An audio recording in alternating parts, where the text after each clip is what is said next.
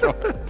Oi, doutor Viso, por moitísimas gracias por estar aquí hoxe connosco. Nós, a verdade é que seguimos falando de máis temas porque seguimos impactados co que lle pasou a Mari Carmen, veciña de Aldán. Mirade, Mari Carmen foi aí ao cocho das galiñas a ver se tiñan ovos e asomouse aí a ese muro, meteu a cabeza para mirar e que había no muro, había unha serpe directamente, di Mari Carmen que escoitou pss, pss, e xa a serpe atrabou na meixela dereita. Mirade como explica o que lle pasou, que dende logo inda lle tremen as pernas.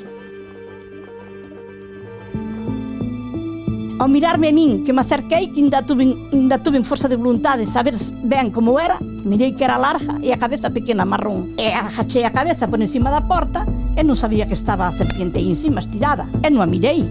Eu fixen así e ela veu, fixme e despois clavouseme. E tirouse por aquí abaixo e saleu por ali. Levei un susto, pero un susto daquela maneira. Non me extraña, Mari Carmen, ti e calquera, vas tranquilamente a ver as pitas polos ovos e de repente saltache unha serpe. Temos unha boa noticia, en Galicia a verdade é que temos 8 tipos diferentes de víboras e de cobras, pero só dúas son venenosas. A víbora de Seoane, fixadevos ben nela porque esta efectivamente está prácticamente por toda Galicia e esta é unha víbora venenosa. Hai que ter moito cuidado con ela, é facilmente recoñecible, sobre todo por esta cabeza facendo un triángulo. Aí esa víbora diferenciase perfectamente. E despois temos a víbora fociñuda, que é verdade que está por toda a península, aquí en Galicia tamén hai algunha, pero moito menos. Pero tamén hai algunha e tamén son velenosas. O resto de cobras e víboras, hai cobras por aí, por exemplo, na montaña de Lugo, xa sabedes esas que poden medir ata 2 metros, esas non son velenosas, pero estas dúas hai que ter moito cuidado.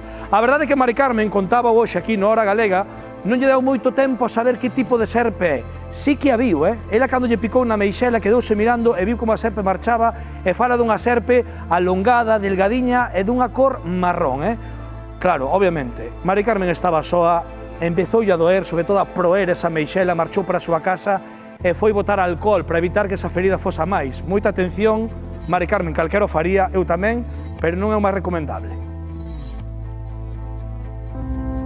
Pois pasou que eu vin, como viño todos os días, a mirar as galiñas e agachei a cabeza por encima da porta e non sabía que estaba a serpiente aí encima estirada e non a mirei.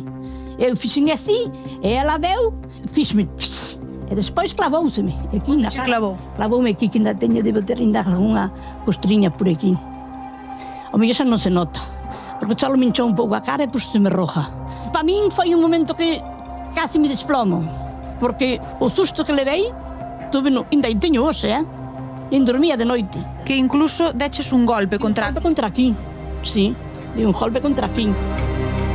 Ao mirarme a min, que me acerquei, que ainda tuve forza de voluntade de saber ben como era, mirei que era larga e a cabeza pequena, marrón. E tirouse por aquí abaixo e saleu por ali. Claro, porque lá cando te picou, tú sentiches algún mareo, senticheste mal? Sentínme aquela impresión, Dios mío, e agora que fago eu da miña vida? Esta estaba sola.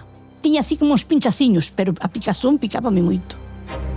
Fui cheguei a casa e acolli un alcohol e frutei. E dixerme que iso que non tiña que facer. Porque se fora venenosa, botaba veneno para dentro. Preto das nosas casas, nas hortas, soen aparecer pequenos micromamíferos como ratos ou ratas. Entón estes animais, que son grandes depredadores, acércanse ás casas e cando soen aparecer estes encontros de persoas con serpes. Teño as mirado máis en verde, pero esa nunca a teño mirado. Son urgencias. Estuve tomando antibiótico, e máis puxeron a medicación, claro.